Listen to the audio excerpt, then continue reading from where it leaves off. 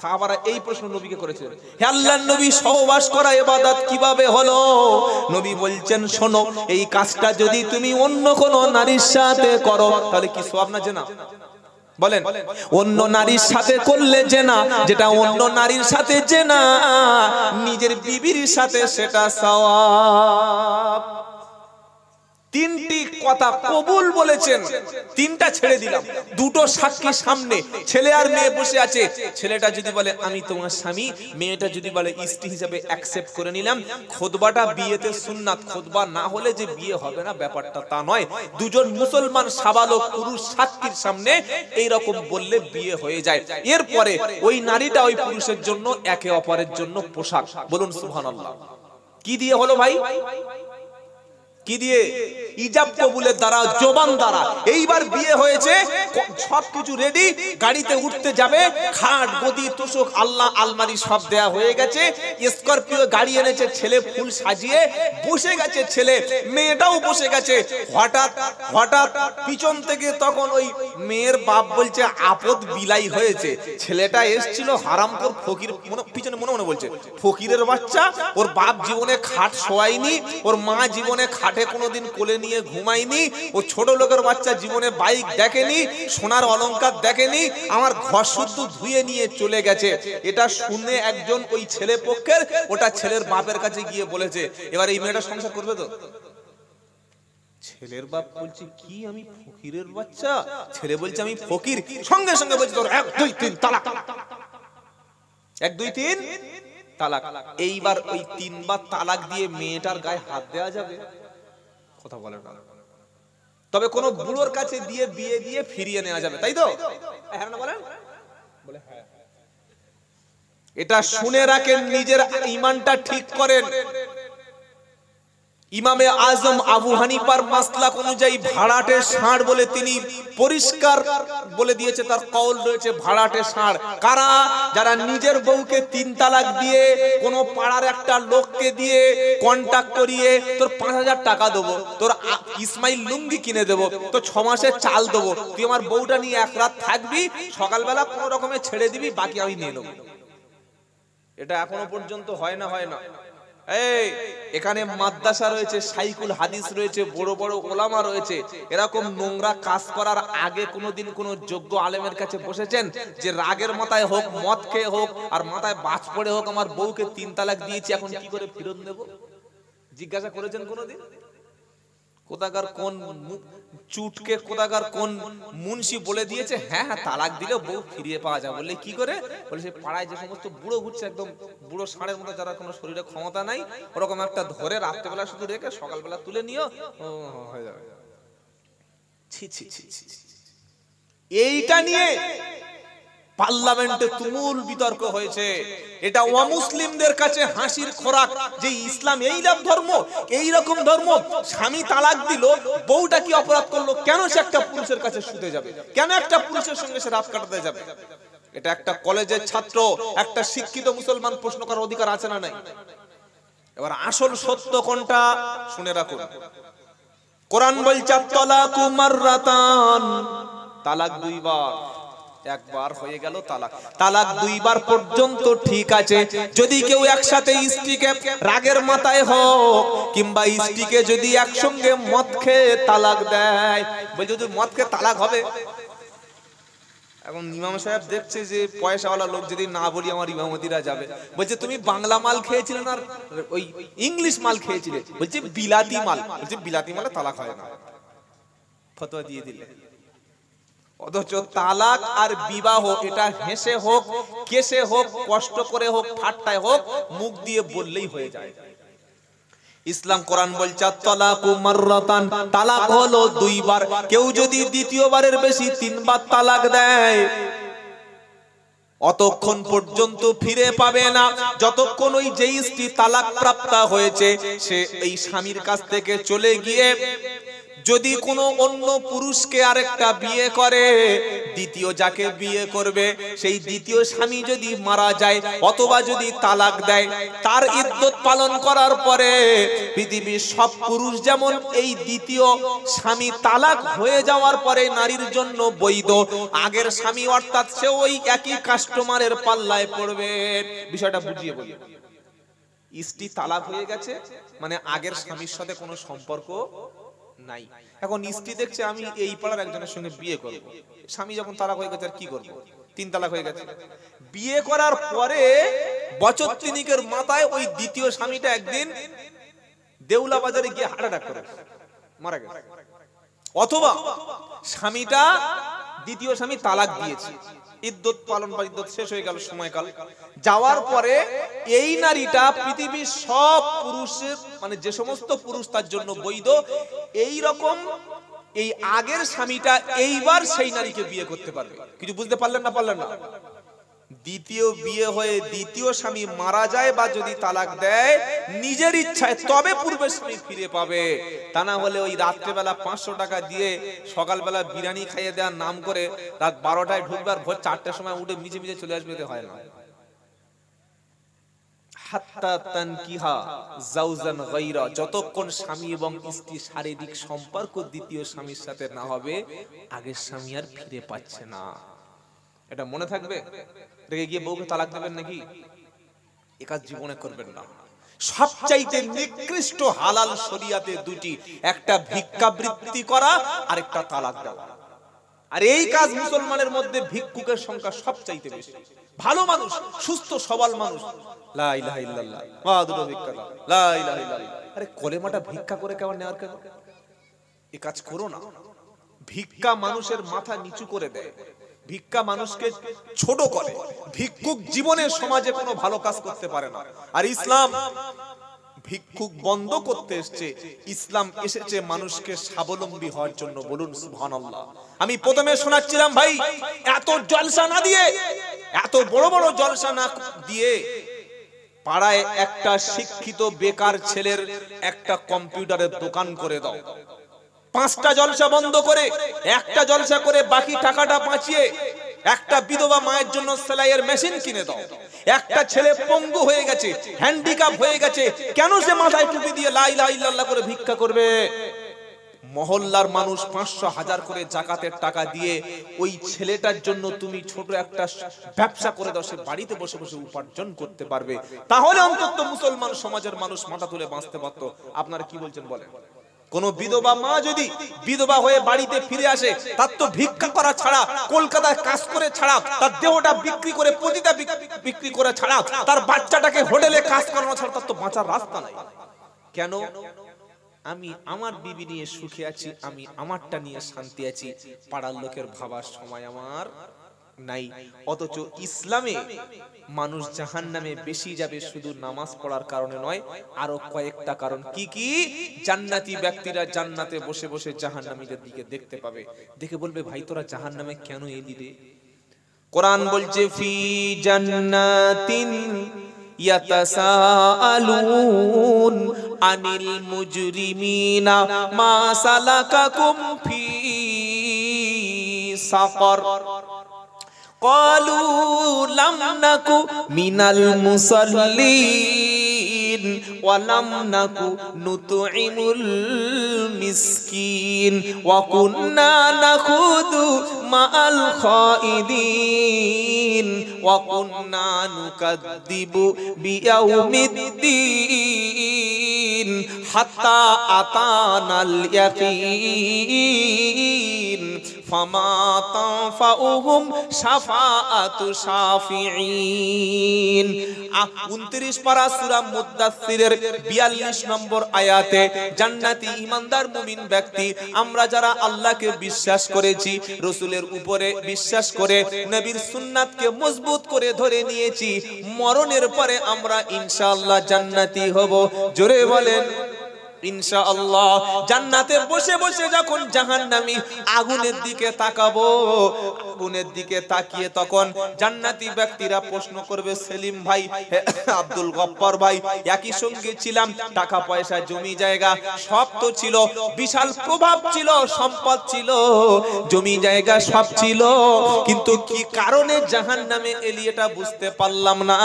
তোমার চলাবালা, খাওয়া, কথাবার্তা, দেখাশোনা এমন ভাবে হতো তোমাকে জাহান্নামী বলে মনে হতো না, তবে আসার কারণটা কি জানতে পারলাম না। তখন জাহান্নামী বলবে, প্রথম উত্তর জাহান্নামী দেবে, ক্বালু লাম নাকু মিনাল মুসাল্লিন। ভাই কুরবানিও দিয়েছিলাম, বাড়িতে হুজুর ডেকে এনে মিলাদ দিয়েছিলাম, দামি খানা করে বাপ মার জন্য খাইয়েছিলাম, জলসার দিন চাঁদা দিয়েছিলাম, সবে বরাতে রাতে একদম চোখ ভরে কেঁদেছিলাম, কিন্তু বাকি দিনগুলিতে নামাজের কাতারে আমার পাওয়া যায়নি, নামাজিদের সঙ্গে সম্পর্ক ছিলাম না, নামাজিদের সঙ্গে আমার কোনো নামাজের দলে আমার নাম ছিল না, নামাজ আমি পড়তাম না। দ্বিতীয় কারণ, ওয়ালাম নাকু নুতইমুল মিসকিন, মিসকিনদেরকে কখনো আমি খাদ্য খেতে দিতাম না। ওয়া কুননা নাখুদু মাআল খাইদিন, আর আল্লাহ এবং রাসূলের সমালোচনাকারীদের সঙ্গে আমিও সমালোচনায় লিপ্ত থাকতাম। ইমাম আর ওলামাদের সমালোচনা করার লোক সমাজে আছে না নাই? 5 বছর ইমামতি করছে, 500 টাকা মাইনে বাড়াবে বলেছে, সেক্রেটারি বলছে 500 টাকা বাড়িয়ে দেয়া হোক, পাড়ার লোকেরা ছুটে এসে বলছে, কি ইমামের মাইনে বাড়বে কেন, কি করে উনি, খায় আর ঘুমোয়, তো ইমামের যদি খায় আর ঘুমোয়, তুই খাওয়ার ঘুমা, 4000 টাকা ইমামতি কর, কি করে সংসার চলে দেখি। বাংলার জমিনে এখনো অনেক মসজিদ আছে 3000 টাকা ইমামদের দেয়, 2500 টাকা ইমাম সাহেবের দেয়, 4000 টাকা ইমাম সাহেবের দেয়, 5000 টাকা ইমাম সাহেবের দেয়। 5000 টাকা এক মাস দেবো, আপনার হাতে সংসারটা দেখি ইমামের চালিয়ে দিন, কেমন আল্লাহর ওলি দেখি। এটা বেইনসাফ ছাড়া কিচ্ছু নয়। হুজুর যদি একটু মোটা হয় ইমামতি করে, বলবে আমাদের গ্রামে খেয়ে হারাম কোনটা মোটা হয়েছে। হুজুর যদি আমার মতো হালকা হয়, বলবে মালের পেটে কিচ্ছু নাই, খেতে পারে না। হুজুর যদি জোরে একটু হেঁটে যায়, বলবে ছাড়বাড়ি খাওয়ার জন্য ছুটে যাচ্ছে। আস্তে যদি হুজুর হেঁটে যায়, বলবে খেয়ে নড়তে পারে না, যাবে কোথায়? কোথায় যাবে বলো? আলেমদের সমালোচনা করো না, আলেমদের দ্বারাই আল্লাহ ইসলামকে টিকিয়ে রেখেছে, কারণ আলেমরা সবচাইতে বেশি আল্লাহকে ভয় করে। ইন্নামা ইয়াখশাল্লাহা মিন ইবাদিহিল উলামা, 22 পারা সূরা ফাতিরের একদম 28 নম্বর আয়াতে আল্লাহ পাক শুনিয়ে দিচ্ছে, আমার বান্দাদের মধ্যে সবচাইতে বেশি ভয় করে তারা আলেম সম্প্রদায় যারা। প্রত্যেক বাড়িতে যদি সুদখোর তৈরি হয়ে যায়, প্রত্যেক বাড়িতে যদি কাফের বেঈমানেরা মুসলমানদের ছেলেদের যদি সুদের ব্যবসার সঙ্গে লিপ্ত করে দেয়, ডাক্তার জীবনে সুদের বিরুদ্ধে বক্তব্য দেবে না? দেবে। ডাক্তার কোনোদিন কি বলবে যে আমি রোগী দেখার পরে সুদের টাকায় আমি কোনোদিন দেখবো না? কোনোদিন বলবে? বলবে না। মাস্টার কোনোদিন সুদের বিরুদ্ধে বলবে না, ইঞ্জিনিয়ার বলবে না, শিক্ষিত ব্যক্তি কখনো বলবে না, পাড়ার কোনো লোক সুদের বিরুদ্ধে চিৎকার করবে না। সুদের হাত থেকে বাঁচানোর জন্য চিৎকার করবে তারা। নিশ্চয়ই সুদের আয়াত পড়ে আলেম সম্প্রদায় হয়েছে যারা। আলেম তখন চেঁচাবে, চিৎকার করবে, চিল্লে চিল্লে বলবে, ইয়া আইয়ুহাল্লাযীনা আমানুত্তাকুল্লাহা ওয়া দারু মা বাকিয়া মিনার রিবা ইন কুনতুম মুমিনিন ফাইন লাম তাফআলু ফাআদানু বিহারবিন মিনাল্লাহি ওয়া রাসূলিহি। সূরা বাকারা 278 নম্বর আয়াতে আল্লাহ বলছে, বিশ্বাসী ঈমানওয়ালা আল্লাহকে ভয় করো, সুদের কারবারকে তুমি ত্যাগ করো। ঈমান যদি নিয়ে কবরে যেতে চাও, সুদরা তাহলে ছেড়ে দাও। যদি বলো আমার দ্বারা সুদ ছাড়া সম্ভব না, কোরআন বলছে আল্লাহ এবং রাসূলের বিরুদ্ধে তুমি যুদ্ধের জন্য তৈরি থাকো। সুদের মাল খাওয়া মানে আল্লাহ রাসূলের বিরুদ্ধে যুদ্ধে নেমে পড়া। এটা কোনো কেউ আপনাকে বোঝাবে না, ডাক্তার কোনোদিন বলবে না, মাস্টার কোনোদিন বলবে না, ব্যারিস্টার কোনোদিন বলবে না, পুলিশ কোনোদিন বলবে না। একমাত্র সুদ সম্পর্কে ঈমানদারদের ঈমান বাঁচানোর জন্য চিৎকার করবে তারা, আল্লাহর জমিনে আলেম সম্প্রদায় যারা। স্কুলে সুদের অঙ্ক শেখানো হয়, হয় না হয় না বলেন না। স্কুলে সুদের অঙ্ক শেখানো হয়, কিন্তু স্কুলে কখনো জাকাতের অঙ্ক শেখানো হয় না। তাই সুদ সম্পর্কে খুব ধারণা আছে, কিন্তু জাকাত সম্পর্কে কোনো ধারণা নাই। কে চিল্লাচ্ছে সুদের বিরুদ্ধে? আলেমরা চিল্লাচ্ছে। জাতি যদি আলেম বিদ্বেষী হয়ে পড়ে, ঈমান শেষ। অনেক মানুষ, আমি কাউকে খারাপ বলছি না, অনেক মানুষ নামাজ পড়ে, কোরআন পড়ে, আর চায়ের দোকানে ফতোয়া দেয়। আমি সব জেনে গেছি, জানিস, সব জানা আছে। দুটো বক্তব্য শুনেও সব জেনে গেছে। আর যে লোকটা 12 বছর 14 বছর হাদিস পড়ে, তাফসির পড়ে, ফিকহ পড়ে, আদব পড়ে, উসুল পড়ে, ফারায়েজ পড়ে, দাড়ি পাকিয়ে দিয়েছে, কিছু জানে না, ও সব জেনে গেছে। এইটা যেন কোনোদিন আমাদের মধ্যে না হয়। আপনি ওলামাদের কাছে বসে শিখে আসুন, জলসায় বসে শিখে আসুন, দাওয়াত ও তাবলীগের পবিত্র মেহনত থেকে শিখে এসেছেন, ভালো কথা।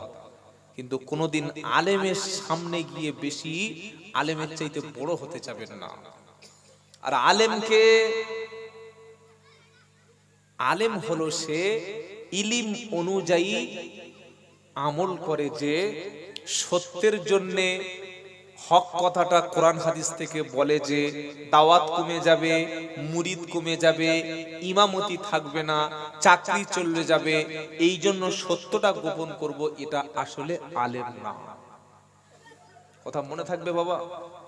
আলেম আছে বলে আপনার ছেলেটা এখনো বৈধ ছেলে, তা না হলে হারামি বাচ্চা তৈরি হয়ে যেত। কে বিয়ে পড়ায়? ডাক্তাররা বিয়ে পড়ায় তো?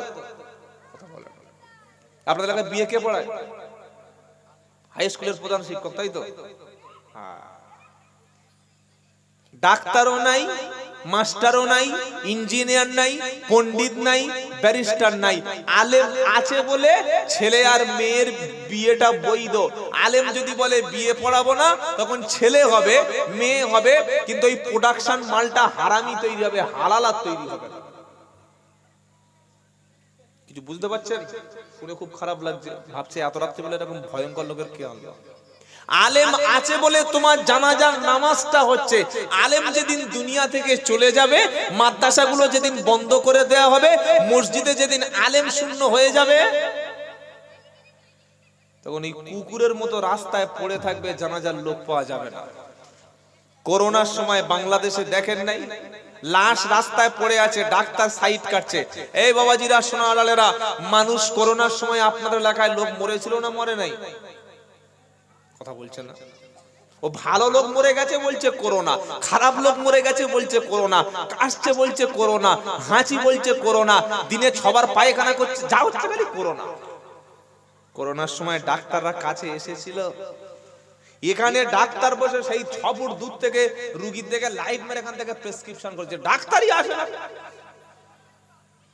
করোনার সময় 80টা নারীর বাচ্চা হয়েছে নরমালে, তখন আর ওই সিজার হয়নি। কেন?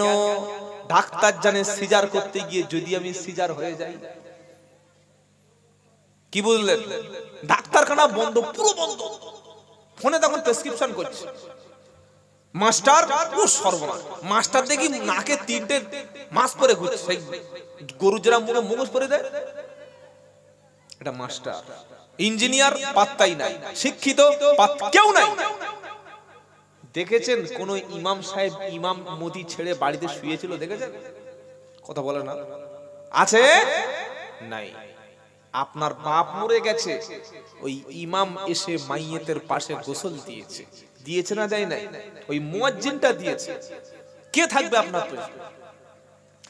আলেম আছে বলে, হাফেজ আছে বলে এখনো কোরআন আছে, তা না হলে কোরআন থাকতো না। মনে রেখে দেবেন, পৃথিবীর জমিনে অনেক আসমানি কিতাব শেষ হয়ে গেছে।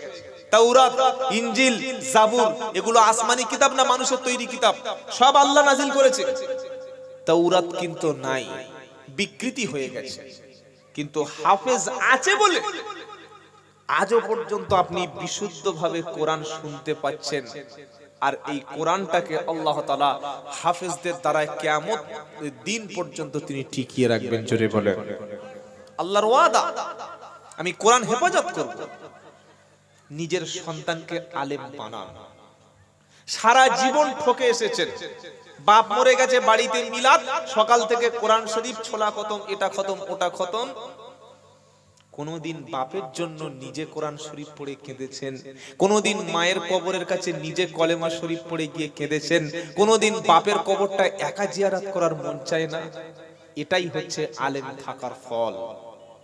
যেদিন জাতি আলেম শূন্য হয়ে যাবে, সেদিন জাতির নেতৃত্ব দেওয়ার কোনো লোক থাকবে না। সর্বপ্রথম প্রতিবাদ করে আলেম। কেন? নবী বলেছেন প্রতিবাদ না করলে অন্যায় দেখে তার ঈমান নাই। ওরকম নামাজ পড়ে কি লাভ? মসজিদের পাশে যদি জুয়ার আড্ডা বসে, ওই রকম নামাজ পড়ে কি লাভ? যদি গ্রামের মধ্যে জেনা হয়, ওই রকম নামাজ পড়ে কি লাভ? বিয়েতে যদি গান বাজনা হয়, ওই রকম নামাজ পড়ে কি লাভ? পাড়ায় যদি নারীরা উলঙ্গ হয়ে ফেরে, ওই রকম নামাজ পড়ে মসজিদ থেকে বার হয়ে কি লাভ? পাড়ায় যদি সুদের আড্ডা বসে। অথচ ঈমানের দাবি ছিল সৎ কাজের আদেশ এবং অসৎ কাজের নিষেধ। মান রা মিনকুম মুনকারা ফালিয়ুগাইর বিয়াদিহি ফাইল্লাম ইস্তাতি ফাবিলিসানিহি ফাইল্লাম ইস্তাতি ফাবিকলবিহি যালিকা আদওয়াফুল ঈমান। সারা জীবন হাদিস শুনেছেন। শরিয়ত বিরোধী, ইসলাম বিরোধী কোন কাজ দেখলে ক্ষমতা থাকলে হাত দিয়ে রুখে দাও। হাত চালালে যদি তোমার মুন্ডু নামিয়ে দেয়, হাত চালালে যদি তোমাকে গ্রাম থেকে আউট করে, তাহলে ফাইল্লাম ইস্তাতি ফাবিলিসানিহি, তাহলে তুমি অন্ততে মুখ দিয়ে প্রতিবাদ করে সেই পাপের কাজ থেকে বন্ধ করে রুখে দাও।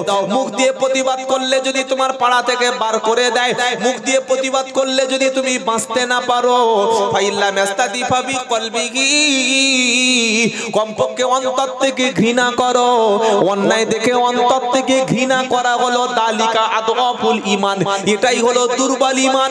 আল্লাহর নবী বলছেন, হাদিস বর্ণনা করছে আবু হুরায়রা, অন্যায় দেখে, অবিচার, জুলুম, নির্যাতন, শরীয়ত বিরোধী কাজ দেখে যে হাত দিয়ে প্রতিবাদ করে তার ঈমান হচ্ছে ফার্স্ট ক্লাস। যে মুখ দিয়ে প্রতিবাদ করে তার ঈমান দ্বিতীয় কোয়ালিটি, সেকেন্ড ক্লাস ঈমান। যার হাত এবং মুখ চালাতে পারে না, কমপক্ষে অন্তর থেকে ঘৃণা করে, ঘৃণাকারীর কাছ থেকে দূরে সরে আসে। কোরআন শোনা নবী বলছেন দালিকা আদওয়াফুল ঈমান, এটাই হলো সবচাইতে ছোট ঈমান, দুর্বল ঈমান। যে অন্তর দিয়ে ঘৃণাও করতে পারে না আর মুখ দিয়ে প্রতিবাদ করতে পারে না, ওর অন্তরে জাররা পরিমাণ ঈমান নাই। সমাজে একটা মেয়েলি হাদিস আছে, হাদিসুন নিসা বলবো, বললে পাপকে ঘৃণা করো, পাপীকে নয়। শোনেন নাই? পাকা শয়তানি কথাবার্তা। পাপকে ঘৃণা করো, পাপীকে নাই, তাহলে মদ করার সঙ্গে একসঙ্গে বসে খাই, তাই তো? পাপকে ঘৃণা করো, পাপীকে নাই, তাহলে জেনাকরকে কোলে কোলে তুলে নাচাই। পাপকে ঘৃণা করো, পাপীকে নাই, যে মালটা বসে বসে সুদ খাচ্ছে ওর বাড়িতে তাহলে মিলাদে গিয়ে ভালো করে গরুর মাথাটা খাই। নবীর হাদিস তুমি অন্তর থেকে ঘৃণা যদি কমপক্ষে করতে পারো, এটা দুর্বল ঈমান। আরে বলে দিয়েছে পাপকে ঘৃণা করো, পাপীকে নয়। তবে আমরা পাপী ব্যক্তিদের সমাজ থেকে বিচ্ছিন্ন করে দেব না, তাদেরকে নসিহা করে, তাদেরকে ইসলাহ করে ইসলামের দিকে তুলে নেব। বলুন সুবহানাল্লাহ। আমার একটা ভাই মদ খাচ্ছে, আরেকজন ভাই সুদ খাচ্ছে, আরেকজন বেনামাজি, আমি কি তাদেরকে কি করব? গুলি করে মেরে দেবো নাকি? কথা বলে না। মদ করে গুলি করার আদেশ ইসলামে আছে? উদউ ইলা সাবিলি রাব্বিকা বিল হিকমাতি ওয়াল মাউইযাতিল হাসানা ওয়াজাদিলহুম বিল্লাতী হিয়া আহসান ইন্না রাব্বাকা হুয়া আ'লামু বিমান যাল্লা আন সাবিলিহি ওয়া হুয়া আ'লামু বিল মুহতাদিন। 14 পারা 20 পৃষ্ঠা 11 নম্বর লাইনে 125 নম্বর আয়াত সূরার নাম নাহাল। আল্লাহ পাক বলছে, হাবিব গো, তুমি মানুষদেরকে আল্লাহর দিকে জুড়ে দেবে, আল্লাহর দিকে ডেকে নেবে। তোমার ডাকটা হবে আল্লাহর জন্য। কার জন্য? জোরে বলেন। যে আলেমের মুখে, যে পীর সাহেবের মুখে, যে বক্তার মুখে আল্লাহর দিকে ডাকে না, কোরআনের দিকে ডাকে না, নবীর দিকে ডাকে না, মসজিদের দিকে ডাকে না, মাদ্রাসার দিকে ডাকে না, খালি ডাকছে বাবার কাছে আসো, এখানে আসলে দোয়া কবুল হবে, বাবার কাছে মুরগি দাও, এটাই তোমার জান্নাতের রাস্তা, নামাজ না পড়ো আর না পড়ো, তাবিজ নাও গলায় দাও, বিপদ কেটে যাবে। আল্লাহ রাসূলের পথে যাওয়ার দরকার নাই, হাফেজ হওয়ার দরকার নাই, কোরআন পড়ার দরকার নাই, নামাজ পড়ার দরকার নাই। নাই, আমার হাতটা তোমার মাথায় থাকলে তুমি বেঁচে যাবে। আল্লাহ পাক বলছে ওসব কথা ভুলে যাও। উদু ইলা সাবিলি রাব্বিকা বিল হিকমাতি ওয়াল মাউইযাতিল হাসানা। নবী আপনি মানুষদেরকে ডাকবেন আল্লাহর দিকে, মসজিদের দিকে, কোরআনের দিকে, দ্বীনের দিকে, ইসলামের দিকে ডাকবেন। হিকমার সঙ্গে মিষ্টি মিষ্টি কথা বলে, উপদেশ দিয়ে, ভালো ভালো ওয়াজ নসিহত করে ডাকবেন। আর কে হেদায়েত হবে কে হবে না এটা আমি আল্লাহর হাতে, ওখানে তোমার কিছু করার নাই।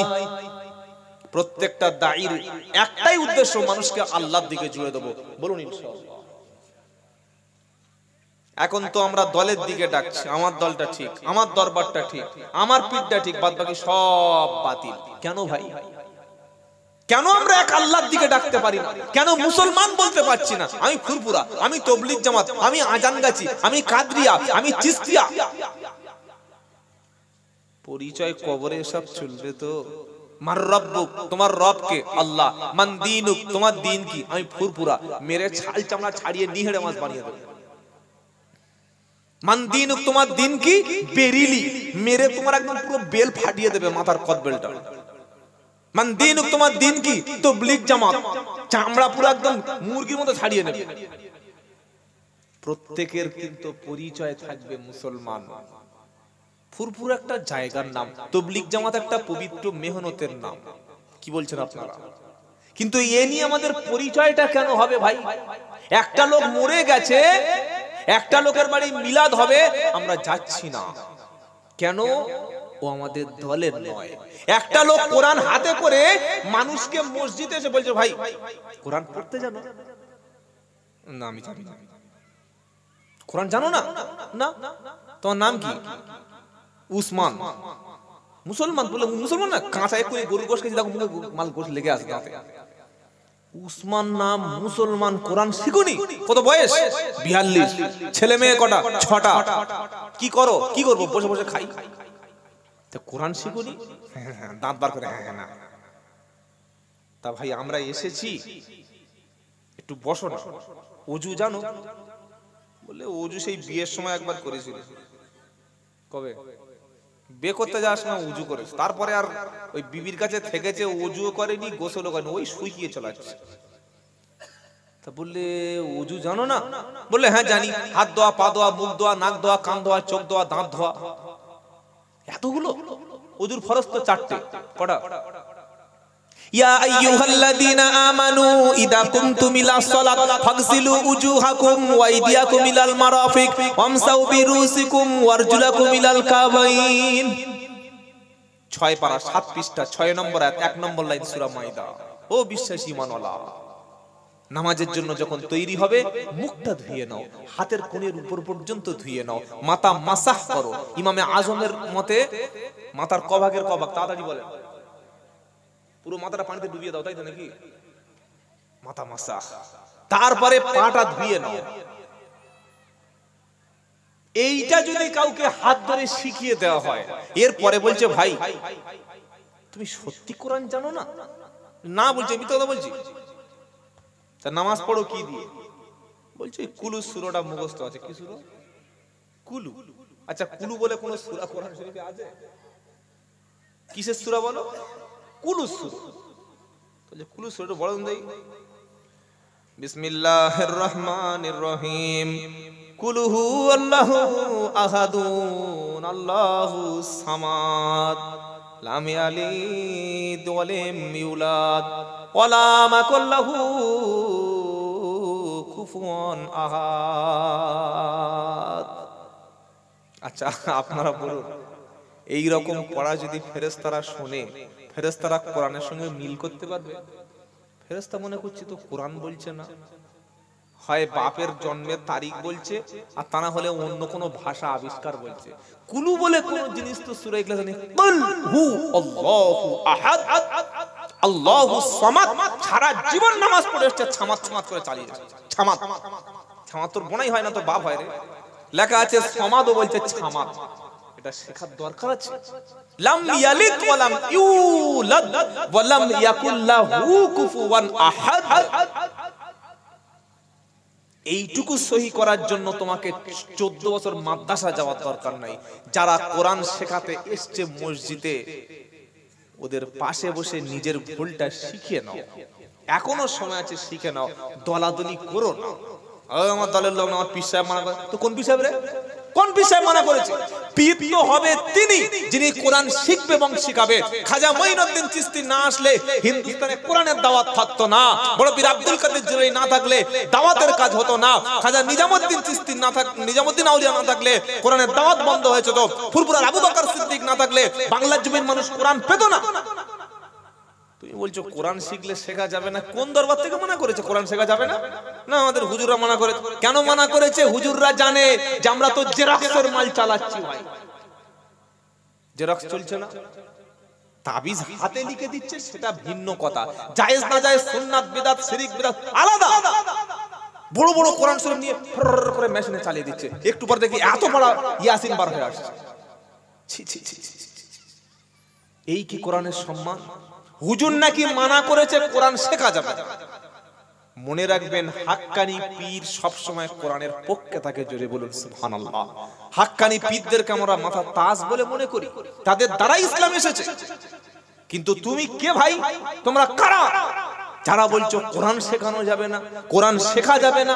মসজিদে এসছে, আমার নাম আব্দুল্লাহ জুবায়ের শেখ, আমাকে এখানে নিশ্চয়ই কিছু পয়সা দেয়া হবে, কিছু খাওয়ানো হবে। আমি যদি কাল সকালবেলা খালি পায়ে হেঁটে বা জুতো পায়ে হেঁটে গ্রামে এখানে সবাইকে না বসিয়ে প্রত্যেকটা বাড়িতে বাড়িতে একজন করে ডেকে আসরের পরে আনি, সন্ধ্যার পরে যদি এই বক্তব্যটা করি, আর যদি বলি ভাই কোরআনটা একটু শিখে নাও, নামাজটা একটু শিখে নাও, তখন বলবে শালা তাবলীগ জামাতের লোক। বলবে না? বলবে না? তাহলে এখন আমি বক্তা, এখন হালুয়া দিচ্ছ, এখন তাকবীর দিয়ে পাম দিচ্ছ, লাভলে হাদিয়া দেবে, আর ওইটা মুখে বললে তাবলীগ জামাত হলো কি করে ভাই? এসব আর করো না। হিজবুল্লাহ চেনো কাকে বলে? হিজবুল্লাহ তো সে 5 ওয়াক্ত নামাজ যার থাকে সেই হচ্ছে হিজবুল্লাহ, মুখে দাড়ি যার থাকে সেই হচ্ছে হিজবুল্লাহ, মাথায় টুপি দিয়ে রাস্তায় চলেছে সেই হচ্ছে হিজবুল্লাহ, বিবির চেহারাটা, বিবির মুখটা পৃথিবীর কোনো কুত্তা পর্যন্ত দেখতে পায় না যে সেই হলো হিজবুল্লাহ, নিজের ছেলে মেয়েকে কোরআন যে শিখিয়েছে সেই হলো হিজবুল্লাহ, বুড়ো বাপটাকে নিজের কোলের কাছে রাখে যে সেই হলো হিজবুল্লাহ, মসজিদে বসে গ্রামের পথ ভোলা জাহান্নামে যাওয়ার লোককে হাত ধরে টেকে এনে তুলে মসজিদে কোরআন শিক্ষা দিচ্ছে যে সেই হলো হিজবুল্লাহ। জীবনে মুতে পানি নেয় না, বলছে আমি হিজবুল্লাহ। ছাগল কথা করা। আল্লাহ আমাদের সবাইকে হিজবুল্লাহ হওয়ার তৌফিক দান করুক, বলুন আমিন। আল্লাহ পাক কোরআনে শুনিয়ে দিয়েছে, রাদিয়াল্লাহু আনহুম ওয়া রাদু আনহু উলাইকা হিজবুল্লাহ। আল্লাহু আকবার। সূরা মুজাদালার শেষে পড়েন নাই? আল্লাহ যাদের উপর রাজি, যারা আল্লাহর উপরে রাজি, এমন কোন কাজ করে আল্লাহকে রাজি করিয়েছে যারা, আর আল্লাহ রাজি হয়েছে যাদের উপরে, ওরাই তো হিজবুল্লাহ। কষ্ট লাগছে আপনাদের? খারাপ লাগছে? খুব খারাপ তো লাগবে ভাই, কারণ ওষুধ যদি চুলকোনায় দেওয়া হয় তখন একটু জ্বালা করে। যার গায়ে ঘা আছে সেখানে যদি একটু ভালো করে মলম লাগানো হয়, ঘুম লাগবে না? চুলকে জ্বালা করবে? জ্বালা করবে। আজকে আমরা বক্তব্য দিচ্ছি, বক্তারা কি বক্তব্য দিচ্ছি? খবরদার কারোর সঙ্গে মিশবে না। আমি বক্তা কেন বলতে পারবো না ফুরফুরা তাবলীগ জামাত ভাই ভাই, আজানগাছি কাদরিয়া চিশতিয়া ভাই ভাই, হানাফি শাফি ভাই ভাই, চলো একসঙ্গে মসজিদে কোরআন শিখতে যাই, চলো একসঙ্গে জামাতে নামাজ পড়ি। এখনো পর্যন্ত বাংলার জমিনে ইমামতি ঠিক করার জন্য বলা হয় যে আমাদের তরিকার ইমাম লাগে। তোর তরিকা মানে তোর বাবার তরিকা নাকি রে ভাই? তরিকা তো নবীর তরিকা, সাহাবায়ে তরিকা। এখনো পর্যন্ত বাংলার মসজিদে কিছু কিছু জায়গায় এখনো আছে, পরিষ্কার লেখা আছে তাবলীগ জামাত মসজিদে প্রবেশ নিষেধ। বারাইপুরে গিয়ে দেখলাম বড় মসজিদে লেখা আছে এটা হানাফিদের মসজিদ। এই মুর্শিদাবাদ বেলডায় গিয়ে দেখলাম আহলে হাদিসদের মসজিদ। কোন জায়গায় লেখা আছে এটা উমুক পীর সাহেবের মসজিদ। তো তোরা যদি নিজেরা মসজিদ ভাগ করে নিয়েছি, তো আল্লাহর মসজিদ কোনটা তাহলে ভাই? কেন আমরা এটা বলতে পারি না যে মসজিদ আল্লাহর ঘর, সবার আসার অধিকার আছে? মসজিদ মহল্লায় যত বেদিন আছে ইসলাম নাম নিয়েছে, কলেমা পড়তে পারে না, চলুন না ভাই কলেমাটা শিখিয়ে দিই, এইটা বললে লোকটা খারাপ হয়ে যায়? আমরা সকলে হিজবুল্লাহ ইনশাআল্লাহ বলেন। হিজবুল্লাহর ডেফিনেশন সংজ্ঞা পেয়েছেন তো? আবার আমরা সকলে দাওয়াতের কাজের সঙ্গে যুক্ত হব বলুন ইনশাআল্লাহ। সারা পৃথিবীতে মানুষ আজকে আল্লাহ ছেড়ে চলে গেছে, আল্লাহ ভুলে গেছে। আল্লাহ পাক ওয়াদা করেছে আমার সাহায্য মদত ঈমানদারদের জন্য, বলুন না সুবহানাল্লাহ। ওয়ালা তাহিনু, আবার কি খোঁচা মারলো। আসসালামু আলাইকুম হুজুর, কিছু মানুষ বলছে নবীগণেরা ভিখারির বাচ্চা ছিলেন, এ নিয়ে আপনি কিছু বলবেন। একজন ব্যক্তি হঠাৎ পীর দাবি করেছেন, এ নিয়ে আপনি কিছু বলবেন। আল্লামা শব্দের অর্থ কি? এই আমি বলি আর তুমি কাল সকালবেলা আমার ঝামেলা পাকিয়ে দাও। বড় চালাক মাল এই মিডিয়ার ভাইগুলো। কি বুঝলেন? নবীরা হচ্ছে পৃথিবীর সবচাইতে শ্রেষ্ঠ, বলুন সুবহানাল্লাহ। নবীরা হচ্ছে মাসুম, নবীদের কখনো শয়তান খারাপ কাজ করাতে পারে না। যদি কেউ নবীকে এরকম শব্দ চয়ন করে নিশ্চয়ই তিনি সঠিক কথা বলেননি। একটা মানুষ ইচ্ছা করে বলে, আরেকটা অনিচ্ছায় বলে। যদি কেউ বলে থাকে অবশ্যই ক্ষমা আল্লাহর কাছে চাওয়া উচিত, এটা বলা ঠিক নয়। আর পীরকে দাবি করলো না করলো আল্লাহ ভালো জানে কে পীর আর কে পীর নয়। বেঁচে থেকে পীর দাবি করে লাভ নাই, কবরে মরে গিয়ে তবে কিরকম পীর দেখাও। একটা কথা মনে রাখেন, সবচাইতে এই উম্মতের মধ্যে বড় আল্লাহর ওলি ছিলেন আল্লাহর নবীর পরে আবু বকর সিদ্দিক, বলুন সুবহানাল্লাহ। তারপরে উমর, যার শানে কোরআনের 10টা আয়াত নাজিল হয়েছিল। কোনদিন দেখেছেন উমর ফারুকের নামের আগে হাফেজ, কারি, মুফতি, মাওলানা, পীর, আল্লামা, শায়েখ, শাইখুল হাদিস, মুজাদ্দিদ এই তাই বলে লেখা আছে? না। কি? হযরত ওমর রাদিয়াল্লাহু আনহু। তাহলে আমরা কেন আমাদের হুজুরদের এত বাড়াবাড়ি করাই? নাম লিখে দিলে হয় মাওলানা অমুক বক্তা। ও সর্বনাশ, নামের আগে এতটা বাড়িয়েছে। হাফেজ, কারি, মুফতি, মাওলানা, আলোড়ন সৃষ্টিকারী, অমুক জায়গার এই কোকিল কোনটি, বক কোনটি, শাঁখ কোনটি, ভূমিকম্প বক্তা, 26 ইঞ্চি বক্তা, তুখোড় বক্তা, ভাইরাল ভাইরাস বক্তা, এত লিখেছে। লোক তো নামটা কইতো, নামই খুঁজে পাচ্ছে না। এগুলো করবেন না। সবাই যদি কাউকে পীর বলে আর যদি সে আল্লাহর কাছে পীর না হয় কোনো দাম নাই। আর তার আমলটা যদি আল্লাহর কাছে পীরের মতো হয়, কেউ পীর না বললেও আল্লাহ তাকে কবুল করে নেবেন, বলুন সুবহানাল্লাহ। আমাকে আজকের আপনারা বক্তা বলেই দাওয়াত করেছেন, বিশ্বাস করুন আমার আমল কিংবা ইলম সবটুকু শূন্য। আমার থেকে অনেক বড় আল্লাহওয়ালা, অনেক বড় জ্ঞানী, অনেক বড় আলেম এই জায়গায় আছে, সেটা আল্লাহ ভালো জানে। তাহলে আমি সবার কাছে নিজেকে হাইলাইট হওয়ার জন্য বললাম। আর যে আল্লাহর কাছে প্রকৃত ওলি বা প্রকৃত পীর তার কোনো নাম নাই, তাহলে এতে কোনো লাভ হলো? কিয়ামতের দিন দেখা যাবে অরিজিনাল পীরকে দুনিয়ায় কোনো মূল্যায়ন করে লাভ হবে না। কথা মনে থাকবে ইনশাআল্লাহ। আল্লাহ তাআলা আমাদের খাঁটি পীর চেনার তৌফিক দান করুক, বলুন আমিন। খাঁটি পীরের সোহবতে যাবেন, খাঁটি পীরের কথা শুনবেন, খাঁটি পীরের কাছে গিয়ে বসবেন, তাতে নফসের তাসকিয়া হবে, নফস শুদ্ধ হবে। কিন্তু এমন পীরের কাছে বসবেন না যে পীর সহি করে কোরআন পড়তে পারে না। নামের আগে পীর জাদা। লা তাকনাতু মির রাহমাতিল্লাহ ইন্নাল্লাহা ইয়াগফিরুদ যুনুবা জামিআ ইন্নাহু হুয়াল গফুরুর রহিম। ভক্তরা মনে করছে আমার হুজুর কি সুন্দর তেলাওয়াত করছে, যে কি যে বড় বাঁশ দিয়েছে পীর সাহেব আমার বুঝতে পারে নাই। এই রকম কোরআন তেলাওয়াত করছে, তার ভিজিট 25,000 টাকা। কিরকম কোরআন তেলাওয়াত? যারা মাদ্রাসা মক্তবে পড়ে জিজ্ঞাসা করেন, লা তাকনাতু মির রাহমাতিল্লাহ ইন্নাল্লাহা ইয়াগফিরুদ যুনুবা জামিআ ইন্নাহু হুয়াল গফুরুর রহিম। লা তাকনাতু মির রাহমাতি বলে টান আছে। কোন অক্ষরে জাবার জের পেশ হারাকাত হলে টান হয় না, তাড়াতাড়ি পড়তে হয় ভাই, তাড়াতাড়ি পড়তে হয়। ও তিল্লা বলে টান দিয়ে দিয়েছে, এতেই লোক খুশি। আমাদের হুজুর বলেছে 25,000 টাকা ভিজিট। আরে তুই আগে মক্তবে পড়, আগে নুরানি কায়দাটা সই করে পড়, মক্তবে বাচ্চার কাছে সই করে তাসবিহটা শিখা, তবে তুই পীর দাবি করবি, বক্তা হবি। হতভাগা কথা। সমাজে মূর্খদের ভণ্ডামিটা লোক বেশি মেনে নেয়, যারা বড় বড় ওলামা তাদের কথা লোক শুনতে চায় না। আর ভণ্ডামি করতে পারলে, গজল গাইতে পারলে সে বক্তা হয়ে যায়। আল্লাহ আমাদের সবাইকে সহিটা মেনে নেওয়ার তৌফিক দান করুক। গত পরশুদিন আমার একটা প্রোগ্রাম ছিল, ওটা ওই একদম দাঁড়িয়া বাজারের কাছে, আমাদের এই ওটাও ক্যানিং থানা। আমার বক্তব্য ছিল, ভালো করে শুনে রাখেন, কারা সমাজকে বিভেদ করছে, কারা মানুষকে ঠকাচ্ছে। ভাই মনে রাখবেন, যারা প্রকৃত আলেম তারা সবাইকে নিয়ে চলতে শেখে। বলুন না সুবহানাল্লাহ।